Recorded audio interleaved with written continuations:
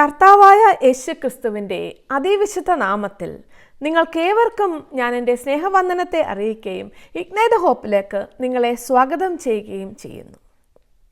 ഇന്ന് ഞാൻ നിങ്ങളുമായി പങ്കുവയ്ക്കുവാൻ ആഗ്രഹിക്കുന്ന വിഷയം ദൈവത്തിന് പ്രസാദകരമായ ഒരു ജീവിതം നയിക്കുന്നതിൻ്റെ പ്രാധാന്യത്തെപ്പറ്റിയാണ്. നമുക്കിവിടെ ചില വേദവാക്യങ്ങൾ വായിക്കാം. 1 പത്രോസ് 5:6. അതുകൊണ്ട് അവൻ തക്ക സമയത്ത് നിങ്ങളെ ഉയർത്തുവാൻ ദൈവത്തിൻ്റെ ബലമുള്ള കൈക്കീഴ് താണിരിപ്പിൻ. സദൃശവാക്യങ്ങൾ 22:4.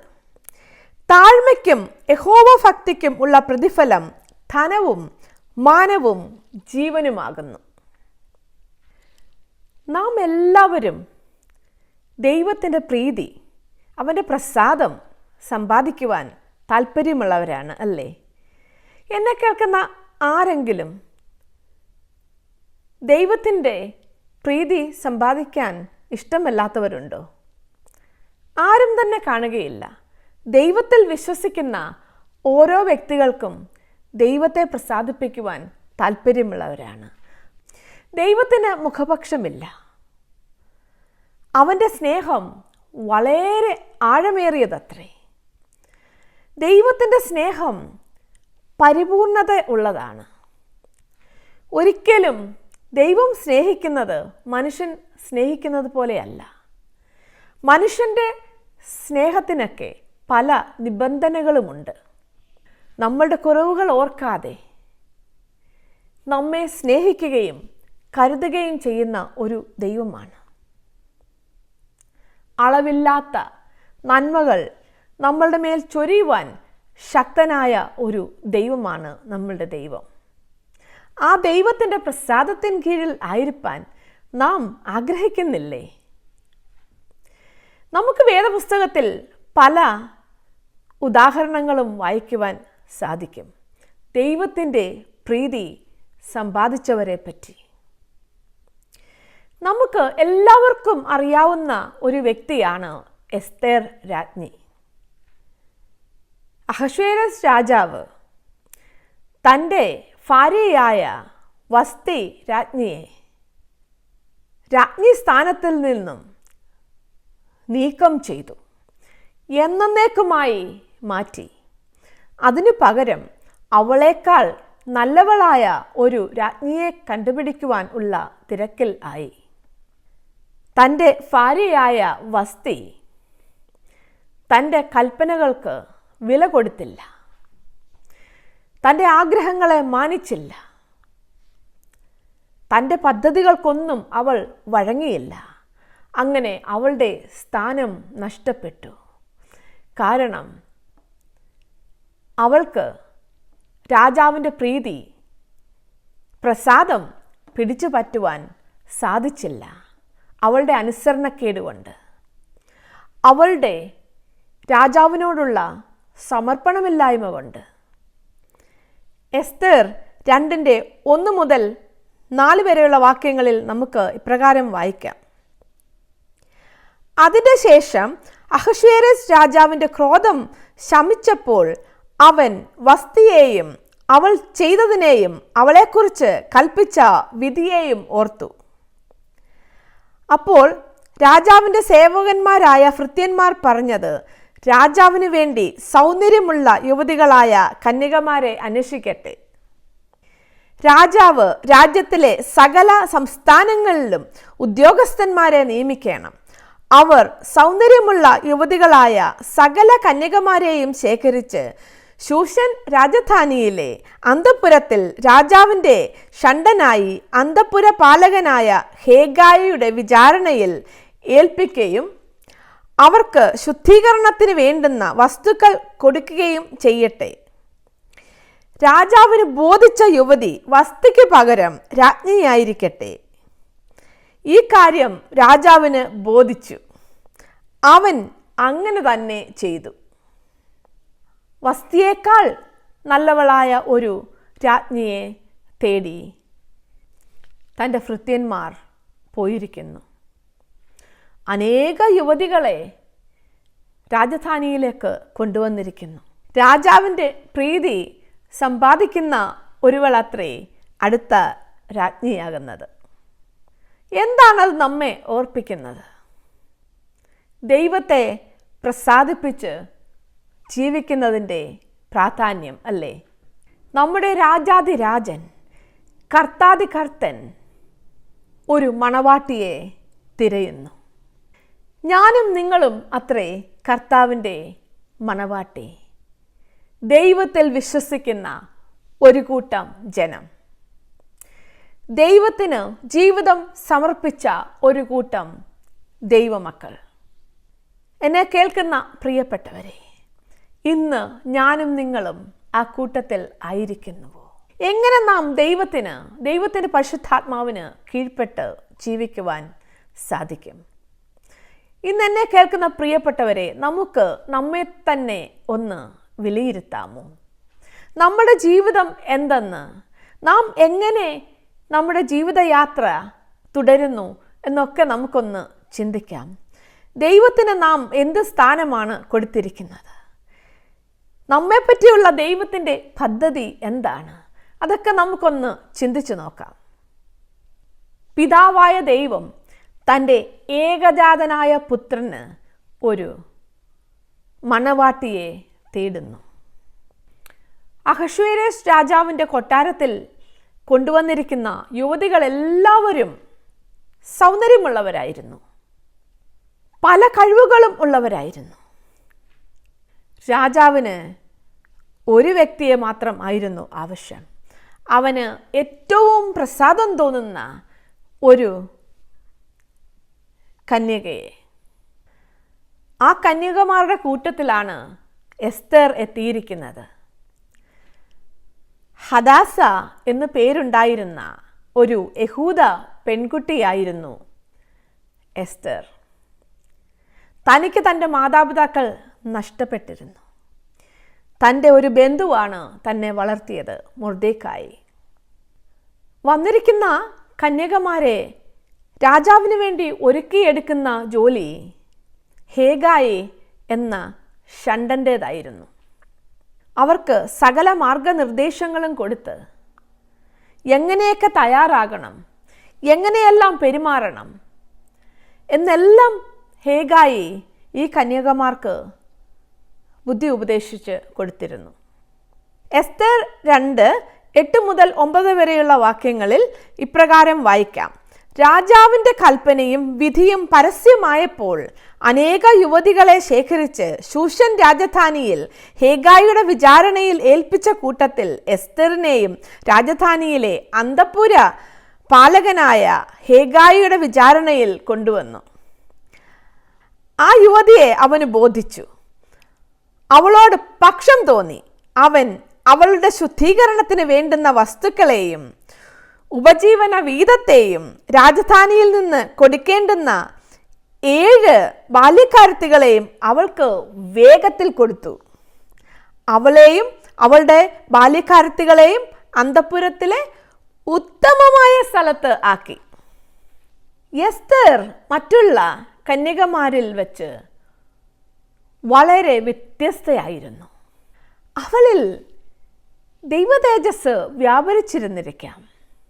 എന്നാൽ ഹേഗായിക്ക് എസ്തറിനെ നന്നായി ബോധിച്ചു. അവൾക്ക് പ്രത്യേകം പരിചരണം കൊടുത്തിരിക്കുന്നു.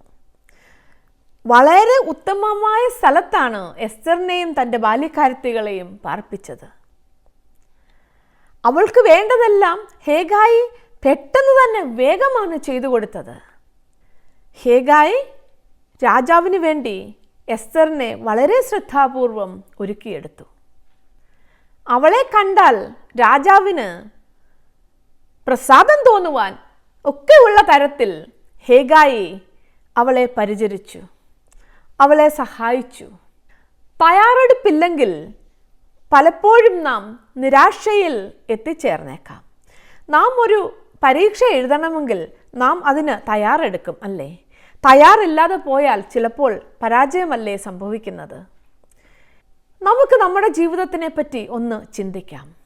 നാം നമ്മുടെ രാജാതിരാജൻ കർത്താവിന് വേണ്ടി ഒരുങ്ങുന്നവരാണോ? നാം തയ്യാറെടുപ്പ് നടത്തുന്നവരാണോ?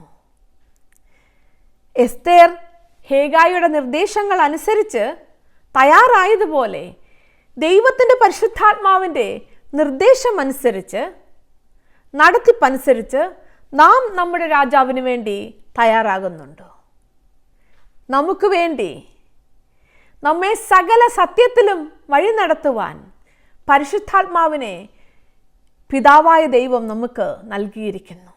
നിങ്ങളുടെ ജീവിതം ആരാണ് നിയന്ത്രിക്കുന്നത്? നിങ്ങളുടെ സ്വന്തം ബുദ്ധിയാണോ?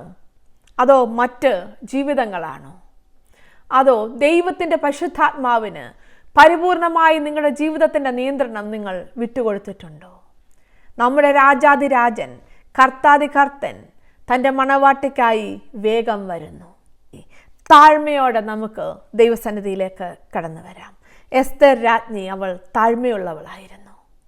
അവൾ സൗന്ദര്യമുള്ളവളായിരുന്നു. അവൾ രാജകൽപ്പനയെ അനുസരിക്കുന്നവളായിരുന്നു. ഹേഗായിയുടെ മാർഗനിർദ്ദേശങ്ങൾക്ക് ചെവി കൊടുത്തവൾ ആയിരുന്നു. ഇന്ന് ഞാനും നിങ്ങളും എങ്ങനെ ആയിരിക്കുന്നു? നമ്മുടെ രാജാവ് വേഗം വരും. നാം തയ്യാറെടുക്കുന്നുണ്ടോ? നാം രാജാതിരാജാവിനോടുകൂടി സദാകാലം വാഴുവാൻ, അവൻ്റെ മണവാട്ടിയായി തീരുവാൻ നാം ദൈവത്തിൻ്റെ പരിശുദ്ധാത്മാവിൻ്റെ കരങ്ങളിൽ നമ്മെ തന്നെ ഏൽപ്പിക്കുമോ? അവൻ നമ്മെ രാജാതിരാജാവിനായി ഒരുക്കിയെടുക്കും. സഭ ഒരുങ്ങിയിട്ടുണ്ടോ? ഞാൻ ഉദ്ദേശിക്കുന്നത്, നമുക്ക് ഈ കാണപ്പെടുന്ന പല സഭകളുണ്ടല്ലോ.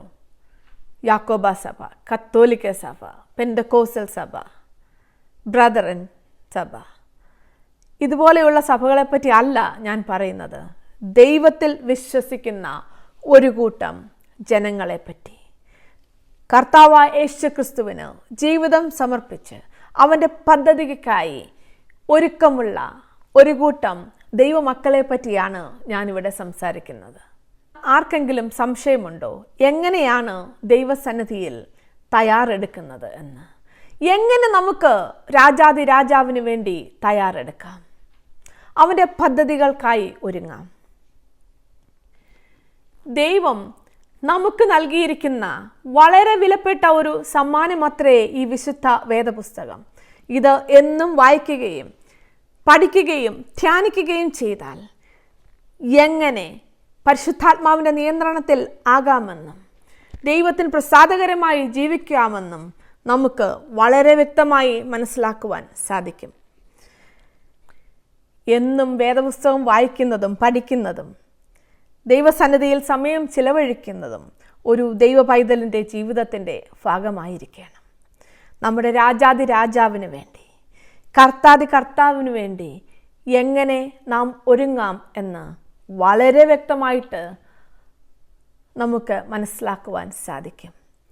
തൻ്റെ ഏകജാതനായ പുത്രന് ഒരു മണവാട്ടിയെ തേടുന്ന ഒരു നല്ല പിതാവിനെ നമുക്ക് ഈ പുസ്തകത്തിൽ കാണുവാൻ സാധിക്കും. എസ്തർ 2:15 ഇപ്രകാരം എഴുതിയിരിക്കുന്നു: എന്നാൽ മൊർദെഖായി തനിക്ക് മകളായിട്ടെടുത്തിരുന്ന അവൻ്റെ ചിറ്റപ്പൻ അബിഹയേലിൻ്റെ മകളായ എസ്തറിന് രാജസന്നിധിയിൽ ചെല്ലുവാൻ മുറ വന്നപ്പോൾ അവൾ രാജാവിൻ്റെ ഷണ്ഡനും അന്തഃപുര പാലകനുമായ ഹേഗായി പറഞ്ഞത് മാത്രമല്ലാതെ ഒന്നും ചോദിച്ചില്ല. എന്നാൽ എസ്തറിനെ കണ്ട എല്ലാവർക്കും അവളോട് പ്രീതി തോന്നി. എന്നെ കേൾക്കുന്ന പ്രിയപ്പെട്ടവരെ, ഞാൻ ഒരു കാര്യം നിങ്ങളോട് ചോദിക്കട്ടെ. നിങ്ങളുടെ പ്രാർത്ഥനാ ജീവിതം എങ്ങനെയാണ്? നിങ്ങൾ ഒരു കൂട്ടം പരാതികളും ആവശ്യങ്ങളും ദൈവസന്നിധിയിൽ നിരത്തിവെക്കുന്നതാണോ നിങ്ങളുടെ പ്രാർത്ഥന? അതോ ദൈവത്തിൻ്റെ പദ്ധതിക്ക് നിങ്ങൾ പ്രാധാന്യം കൊടുത്ത് ദൈവത്തിന് നമ്മെപ്പറ്റിയുള്ള പ്ലാൻ എന്തെന്ന്, പദ്ധതി എന്തെന്ന് ദൈവത്തോട് ചോദിക്കുന്നവരാണോ? ദൈവത്തിൻ്റെ പരിശുദ്ധാത്മാവിന് കീഴ്പ്പെട്ടിരിക്കേണ്ടത് വളരെ അത്യാവശ്യമാണ്. നാം ദൈവത്തിൻ്റെ പദ്ധതി പ്രകാരം നമ്മുടെ ജീവിതം മുന്നോട്ട് കൊണ്ടുപോകേണ്ടതാണ്. പരാതിയും ആവശ്യങ്ങളുമൊക്കെ ദൈവത്തോട് പറയാം. നമ്മൾ പറയേണ്ടതൊക്കെ ദൈവസന്നിധിയിൽ തന്നെയാണ്, മറ്റാരോടുമല്ല. എന്നാൽ അതിലൊക്കെ പ്രധാനപ്പെട്ട ഒരു കാര്യമാണ് ദൈവത്തിൻ്റെ പദ്ധതി എന്തെന്ന് അറിയുന്നത്. ആ പദ്ധതി അനുസരിച്ച് വേണം ഒരു ദൈവ പൈതൽ മുന്നോട്ട് പോകുവാൻ. ഒരു ദൈവ പൈതലിൻ്റെ പ്രാർത്ഥനാ ജീവിതം വളരെ വ്യത്യസ്തമാണ്. എസ്തർ ഹേഗായി പറഞ്ഞ കാര്യങ്ങൾ മാത്രം ചോദിച്ചു എന്നാണ് പറഞ്ഞിരുന്നത്. അപ്പോൾ എസ്തറിൻ്റെ പ്രാധാന്യം മുഴുവൻ രാജാവിൻ്റെ പദ്ധതി എന്തെന്നുള്ളതായിരുന്നു, രാജാവിൻ്റെ ഹിതം എന്തെന്നുള്ളതായിരുന്നു എസ്തറിൻ്റെ ഉദ്ദേശം മുഴുവൻ. അതുപോലെ ആയിരിക്കണം ഞാനും നിങ്ങളും നമ്മുടെ രാജാവിനെ എങ്ങനെ പ്രസാദിപ്പിക്കാം, കർത്താവിനെ എങ്ങനെ നമുക്ക് പ്രസാദിപ്പിക്കാം, നാം അവൻ്റെ മണവാട്ടി എത്രേ, എങ്ങനെ നമുക്ക് നിർമ്മലതയോട് നമ്മുടെ രാജാവിന് വേണ്ടി കാത്തിരിക്കാം. അവൻ വേഗം വരുന്നു. ദൈവത്തിൻ്റെ പരിശുദ്ധാത്മാവിൻ്റെ സഹായമില്ലാതെ നമുക്കതിന് സാധിക്കുകയില്ല. ദൈവത്തിൻ്റെ പരിശുദ്ധാത്മാവ് നമ്മെ സകല സത്യത്തിലും വഴി നടത്തി നമ്മുടെ രാജാവിന് വേണ്ടി നമ്മെ ഒരുക്കും. തക്ക സമയത്ത് അവൻ്റെ പ്രസാദം നാം സമ്പാദിച്ച് നാം അവൻ്റെ മണവാട്ടികൾ ആയിത്തീരും. എസ്തറിനെ ഹേഗായി പരിചരിച്ചപ്പോൾ മൂറ് എന്ന സുഗന്ധദ്രവ്യം ഉപയോഗിച്ചിരുന്നു. മൂറ് അത് വളരെ വിലപ്പെട്ട ഒന്നാണ്. അത് ദുർഗന്ധം മാറ്റുവാൻ ശക്തിയുള്ളതാണ്. അന്തരീക്ഷത്തെ ശുദ്ധീകരിക്കുവാൻ അതിന് കഴിവുള്ളതാണ്. അത് നല്ല സൗരഭ്യം ഉള്ള ഒരു സുഗന്ധദ്രവ്യമാണ്. നമ്മുടെ ജീവിതത്തിൽ നാം എന്തൊക്കെ പ്രതിസന്ധിയിൽ കൂടെ പോയാലും ഒരു ദൈവ പൈതലിൻ്റെ ജീവിതം ദൈവത്തിന് സൗരഭ്യവാസന ആയിരിക്കണം. നാം ദൈവത്തിന് സൗരഭ്യവാസനയായി ജീവിക്കേണ്ടത് വളരെ ആവശ്യമാണ്.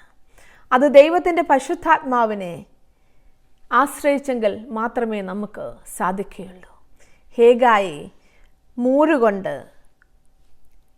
എസ്തറിന് പരിചരണം നൽകിയതുപോലെ ദൈവത്തിൻ്റെ പരിശുദ്ധാത്മാവിന് നമ്മെ ഒരു സൗരഭ്യവാസനയാക്കി തീർക്കുവാൻ സാധിക്കും. നാം അവൻ്റെ കരങ്ങളിൽ താണിരുന്നാൽ മാത്രം മതി. ദൈവത്തിനെ പ്രസാദിപ്പിക്കുന്നവർക്കായി ദൈവം സ്വർഗം തുറക്കും. ഇന്നെന്നെ കേൾക്കുന്ന എത്ര പേർ ജീവിതത്തിലൊരു തീരുമാനമെടുക്കും, ഞാൻ എൻ്റെ രാജാവിന് വേണ്ടി ഇന്നു മുതൽ ഒരുങ്ങും എന്ന്. എസ്തർ ഹേഗായി അനുസരിച്ചതുപോലെ ദൈവത്തിൻ്റെ പരിശുദ്ധാത്മാവിൻ്റെ നിയന്ത്രണത്തിൽ ഞാൻ ആയിത്തീരും എന്ന്. എങ്ങനെ നമുക്ക് ദൈവത്തിൻ്റെ പ്രീതി സമ്പാദിക്കാം? ദൈവത്തിൻ്റെ പ്രീതി സമ്പാദിക്കുവാൻ അനേക മാർഗങ്ങളുണ്ട്. നാം കഠിനാധ്വാനം ചെയ്യുന്നവരായിരിക്കണം. നാം അലസരാകരുത്. നാം ഉത്സാഹികളായിരിക്കണം. അലസരെയും ഉത്സാഹമില്ലാത്തവരെയും ദൈവത്തിന് ആവശ്യമില്ല. അവർ ഒരിക്കലും ദൈവത്തിൻ്റെ പ്രസാദം സമ്പാദിക്കില്ല. സദൃശവാക്യങ്ങൾ 22:29 ഇപ്രകാരം എഴുതിയിരിക്കുന്നു: പ്രവൃത്തിയിൽ സാമർഥ്യമുള്ള പുരുഷനെ നീ കാണുന്നുവോ? അവൻ രാജാക്കന്മാരുടെ മുൻപിൽ നിൽക്കും, നീചന്മാരുടെ മുൻപിൽ അവൻ നിൽക്കുകയില്ല. നാം സാമർഥ്യം ഉള്ളവരായിരിക്കണം. നാം ഒരു ജോലിയിൽ പ്രവേശിച്ചാൽ ഒരു ക്രിസ്ത്യാനി അലസതയുള്ളവരും മടിയന്മാരും ആയി ജോലി ചെയ്യുന്നത് അതൊക്കെ പാപ സ്വഭാവങ്ങളാണ്. നാം വിശ്വസ്തരായിരിക്കണം. ഏത് സ്ഥാനത്ത് ദൈവം ആക്കിയിരിക്കുന്നതോ നാം ഉത്സാഹത്തോടെ അത് നിർവഹിക്കേണ്ടതുണ്ട്. വിശ്വസ്തതയും സത്യസന്ധതയും നമുക്ക് ദൈവത്തിൻ്റെ പ്രസാദം നേടിത്തരും. ലൂക്കോസ് 16:10 ഇപ്രകാരം വായിക്കാം: അത്യല്പത്തിൽ വിശ്വസ്തനായവൻ അധികത്തിലും വിശ്വസ്തൻ, അത്യല്പത്തിൽ നീതികെട്ടവൻ അധികത്തിലും നീതികെട്ടവൻ. നാം എവിടെയായിരുന്നാലും അവിടെ വിശ്വസ്തത പാലിക്കേണ്ടത് ഒരു ദൈവ പൈതലിൻ്റെ ഉത്തരവാദിത്തമാണ്. അഹശ്വേരോസ് രാജാവ് ഒരു രാജ്ഞിയെ തേടിയപ്പോൾ അനേക കന്യകമാർ അവിടെ ഉണ്ടായിരുന്നു. അവരെല്ലാവരും മിടുക്കരായിരുന്നു. അവർ വളരെ കഴിവുള്ളവരും സൗന്ദര്യമുള്ളവരുമായിരുന്നു. എന്നാൽ എസ്തറിനാണ് രാജാവിൻ്റെ പ്രീതി ലഭിച്ചത്. അതുപോലെ തന്നെ നാം ജോലി സ്ഥലത്തായിരിക്കുമ്പോൾ, നാം സ്കൂളിലായിരിക്കുമ്പോൾ, നാം ഏത് ഇടങ്ങളിലാണോ ആയിരിക്കുന്നത് അവിടെയൊക്കെ നാം വ്യത്യസ്തരായിരിക്കണം. ഒരു ദൈവ പൈതൽ വ്യത്യസ്തതയുള്ളവളായിരിക്കണം, വ്യത്യസ്തത ഉള്ളവൻ ആയിരിക്കണം. ദൈവത്തിന് നമ്മിൽ പ്രസാദം തോന്നും. താഴ്മ നമുക്ക് ദൈവത്തിൻ്റെ പ്രസാദം നേടിത്തരുന്നതാണ്. താഴ്മയുള്ളവനെ അവൻ രക്ഷ കൊണ്ട് അലങ്കരിക്കുമെന്നല്ലേ വേദപുസ്തകത്തിൽ നാം വായിക്കുന്നത്. 1 പത്രോസ് 5:6 നാം നേരത്തെ വായിച്ചല്ലോ.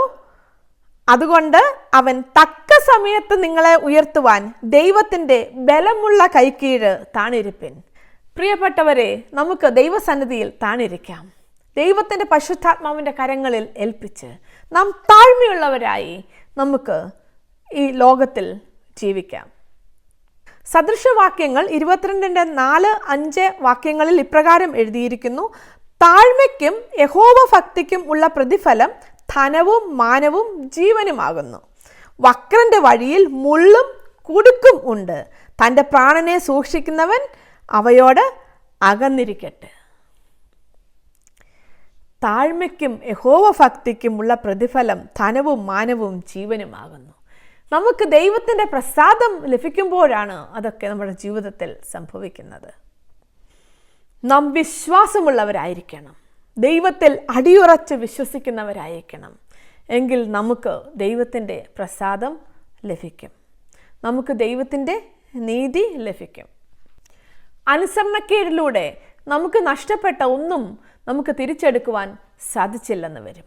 അതുകൊണ്ട് ദൈവസന്നിധിയിൽ നാം അനുസരണയോട് ദൈവത്തിൻ്റെ പരിശുദ്ധാത്മാവിൻ്റെ നിയന്ത്രണത്തിൽ ജീവിക്കേണ്ടത് വളരെ ആവശ്യമാണ്. നമുക്ക് ദൈവത്തിൻ്റെ പ്രീതി വേണം, അല്ലേ? നാം ദൈവത്തിൻ്റെ മണവാട്ടിയത്രേ. അവൻ്റെ പദ്ധതിക്കായി നാം ജീവിക്കുന്നു. അവനെ പ്രസാദിപ്പിക്കുക എന്നുള്ളതാണ് നമ്മുടെ ജീവിതത്തിൻ്റെ ഏക ലക്ഷ്യം. ദിനംപ്രതി നാം വിശ്വാസത്തിൽ വളരണം. വേദപുസ്തകം വായിക്കുകയും പ്രാർത്ഥിക്കുകയും ചെയ്താൽ നാം വിശ്വാസത്തിൽ വളരുവാൻ ഇടയാകും. അത് നമുക്ക് ദൈവത്തിൻ്റെ പ്രീതി സമ്പാദിച്ചു തരികയും ചെയ്യും. നാം മറ്റുള്ളവരെ സഹായിക്കുകയും കരുതുകയും ചെയ്യേണ്ടവരാണ്. നാം മറ്റുള്ളവരുടെ കഷ്ടതയിൽ കരുണ കാണിക്കേണ്ടവരാണ്. നാം ദാനശീലരായിരിക്കണം. അതൊക്കെ നമുക്ക് ദൈവത്തിൻ്റെ പ്രീതി സമ്പാദിച്ചു തരുന്നതാണ്.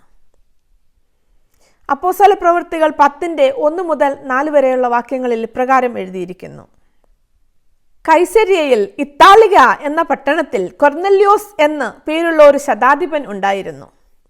അവൻ ഭക്തനും തൻ്റെ സകല ഗ്രഹത്തോടും കൂടെ ദൈവത്തെ ഭയപ്പെടുന്നവനുമായി ജനത്തിന് വളരെ ധർമ്മം കൊടുത്തും എപ്പോഴും ദൈവത്തോട് പ്രാർത്ഥിച്ചും പോന്നു. അവൻ പകൽ ഏകദേശം 9 മണി നേരത്തെ ഒരു ദർശനത്തിൽ ഒരു ദൈവദൂതൻ തൻ്റെ അടുക്കൽ അകത്ത് വരുന്നത് സ്പഷ്ടമായി കണ്ടു. കൊർന്നല്യോസേ എന്ന് തന്നോട് പറയുന്നതും കേട്ടു. അവൻ അവനെ ഉറ്റുനോക്കി ഭയപരവശനായി, എന്താകുന്നു കർത്താവേ എന്ന് ചോദിച്ചു. അവൻ അവനോട്, നിന്റെ പ്രാർത്ഥനയും ധർമ്മവും ദൈവത്തിൻ്റെ മുൻപിൽ എത്തിയിരിക്കുന്നു. അതെ, കൊർന്നല്യോസിന് ദൈവത്തിൻ്റെ പ്രീതി ലഭിച്ചിരിക്കുന്നു. അവൻ ദാനശീലനും അവൻ പ്രാർത്ഥിക്കുന്നവനുമായിരുന്നു. അവൻ സാധുക്കളെ സഹായിക്കുന്നവനായിരുന്നു. അവൻ അതിഥി സൽക്കാര പ്രിയനായിരുന്നു. സദൃശവാക്യങ്ങൾ 28:27 ഇപ്രകാരം എഴുതിയിരിക്കുന്നു: ദരിദ്രന് കൊടുക്കുന്നവന് കുറച്ചിൽ ഉണ്ടാകുകയില്ല, കണ്ണടച്ചു കളയുന്നവനോ ഏറിയൊരു ശാപം ഉണ്ടാകും. ദരിദ്രന് കൊടുക്കുന്നവന് ഒരിക്കലും കുറവ് വരില്ല. നമുക്ക് ചുറ്റുമുള്ള പലരും വളരെ ധനവാന്മാരാണ്, പക്ഷേ ഒന്നും ആർക്കും കൊടുക്കില്ല. അവർക്ക് മറ്റുള്ളവരോട് കരുണയേ ഇല്ല. അവർ അവരുടെ ബാങ്കിൽ സമ്പാദിച്ചു കൂട്ടി, പലിശ കൂട്ടി, ഇങ്ങനെ സമ്പാദ്യം കൂട്ടിക്കൂട്ടി വെക്കുന്നവരാണ്. അവർക്ക് ചുറ്റിനും ദാരിദ്ര്യം അനുഭവിക്കുന്നവരുണ്ട്, കഷ്ടത അനുഭവിക്കുന്നവരുണ്ട്. അവർക്കെതിരെ അവർ കണ്ണടയ്ക്കും. ഒരിക്കലും അവർക്ക് ദൈവത്തിൻ്റെ പ്രസാദം ലഭിക്കുകയില്ല. അവർ ആരായിക്കോട്ടെ, ഏത് സഭയുടെ അംഗമായിക്കോട്ടെ, സഭയുടെ ഉന്നത തലത്തിൽ സ്ഥാനം ഉള്ളവരായിരിക്കാം, നീ ദരിദ്രനെതിരെ കണ്ണടയ്ക്കുന്നുവെങ്കിൽ നിനക്ക് ഒരിക്കലും ദൈവത്തിൻ്റെ പ്രസാദം ലഭിക്കുകയില്ല.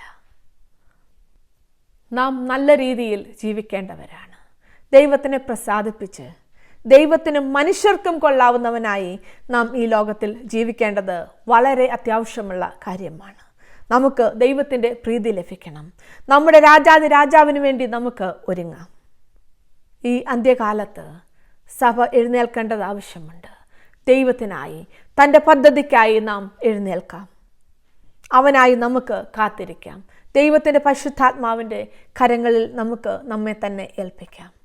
കർത്താവായ യേശു ക്രിസ്തു എനിക്കും നിങ്ങൾക്കും വേണ്ടി ക്രൂശിൽ മരിച്ചു. നമ്മുടെ സകല പാപങ്ങൾക്ക് വേണ്ടിയും അവൻ യാഗമായി. എന്നെയും നിങ്ങളെയും തൻ്റെ തങ്കച്ചോരയാൽ കഴുകി ശുദ്ധീകരിച്ച് നിർമ്മലതയുള്ളവരാക്കി തീർത്തിരിക്കുന്നു. നാം നമ്മുടെ ദൈവത്തിൻ്റെ, നമ്മുടെ രാജാവിൻ്റെ വരവിനായി കാത്തിരിക്കാം. നമുക്ക് ഒരുങ്ങാം. ദൈവത്തിൻ്റെ പരിശുദ്ധാത്മാവിൻ്റെ നിയന്ത്രണത്തിൽ നമുക്ക് നമ്മളുടെ രാജാവിന് വേണ്ടി ഒരുങ്ങാം. എന്നെ കേൾക്കുന്ന ആരെങ്കിലും കർത്താവ് യേശു ക്രിസ്തുവുമായിട്ട് വ്യക്തിപരമായ ബന്ധം ഇല്ലാത്തവരാണെങ്കിൽ താഴ്മയോടെ ഞാൻ പറയട്ടെ, ഇന്ന് നിങ്ങളെ തന്നെ ദൈവസന്നിധിയിലേക്ക് ഏൽപ്പിച്ചു കൊടുക്കുമോ? കർത്തൃകരങ്ങളിലേക്ക് ഏൽപ്പിച്ചു കൊടുക്കുമോ? നിങ്ങളുടെ ജീവിതത്തിൻ്റെ നിയന്ത്രണം ദൈവത്തിൻ്റെ പരിശുദ്ധാത്മാവിന് ഏൽപ്പിച്ചു കൊടുക്കുമോ? അവൻ രാജാവിനായി നമ്മെ ഒരുക്കും. ഇന്ന് കർത്തൃസന്നിധിയിലേക്ക് നിങ്ങൾ താഴ്മയോടെ കടന്നു വരുമോ? ദൈവം നിങ്ങളെ അനുഗ്രഹിക്കട്ടെ. നിങ്ങൾക്ക് എന്തെങ്കിലും പ്രാർത്ഥനാ വിഷയങ്ങളുണ്ടെങ്കിൽ ഈ സ്ക്രീനിൽ കാണുന്ന നമ്പറിൽ ബന്ധപ്പെട്ടാൽ ignite the hope prayer team നിങ്ങളോടൊപ്പം പ്രാർത്ഥിക്കുന്നതായിരിക്കും. നമുക്ക് പ്രാർത്ഥിക്കാം. സ്നേഹവാനും കാരുണ്യവാനുമായ ഞങ്ങളുടെ സ്വർഗീയ പിതാവേ, ഈ മനോഹരമായ സമയത്തിനായി സ്തുതിക്കുന്നു. രാജാതിരാജൻ, കർത്താതി കർത്താവ് ഞങ്ങൾക്ക് വേണ്ടി വേഗം വരുന്നല്ലോ. ദൈവത്തിൻ്റെ പരിശുദ്ധാത്മാവ് എന്ന കാര്യസ്ഥനെ ഞങ്ങളെ സഹായിപ്പാൻ, ഞങ്ങളെ സകല സത്യത്തിലും വഴി നടത്തുവാൻ, ഞങ്ങളുടെ രാജാവിന് വേണ്ടി ഞങ്ങളെ ഒരുക്കുവാൻ അവിടുന്ന് ഞങ്ങൾക്കായി തന്നിരിക്കുന്നതിനായി സ്തുതിക്കുന്നു, സ്തോത്രം ചെയ്യുന്നു. ദൈവമേ, വിശ്വസ്തയോട് കളങ്കമില്ലാത്തവരായി നിൻ്റെ വരവിന് വേണ്ടി ഞങ്ങൾ ഒരുങ്ങട്ടെ. അപ്പാ, ഞങ്ങളെ നിൻ്റെ കരങ്ങളിൽ താഴ്ത്തി സമർപ്പിക്കുന്നു. ഇന്ന് കർത്താവായ യേശു ക്രിസ്തുവിനെ രക്ഷിതാവായി സ്വീകരിച്ച നിൻ്റെ മക്കളെ അവിടുത്തെ അനുഗ്രഹിക്കുന്ന കരങ്ങൾ വെക്കുന്നു. അവിടുത്തെ കരത്തിൻ്റെ ശക്തി, അത്ഭുത ശക്തി അവർ അനുഭവിക്കട്ടെ. അവർ ദൈവത്തിനായി ഒരുങ്ങട്ടെ. എന്നെ കേൾക്കുന്ന പ്രിയപ്പെട്ടവരിൽ രോഗികളായിരിക്കുന്നവർ ഇപ്പോൾ സൗഖ്യം പ്രാപിക്കട്ടെ. പ്രശ്നത്തിലും പ്രതികൂലത്തിലും ആയിരിക്കുന്നവർ വിടുതൽ പ്രാപിക്കട്ടെ.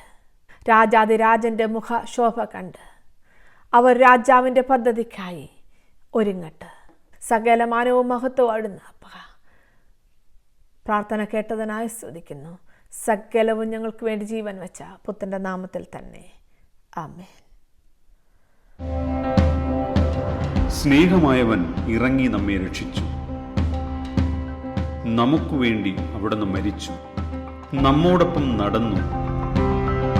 അവൻ നമ്മുടെ രക്ഷകനാണ്. അതൊരു മതമല്ല. ഇന്നും നമ്മെ രക്ഷിക്കുവാൻ അവിടുന്ന് ശക്തനാണ്. ആ നാമമാണ് യേശു ക്രിസ്തു.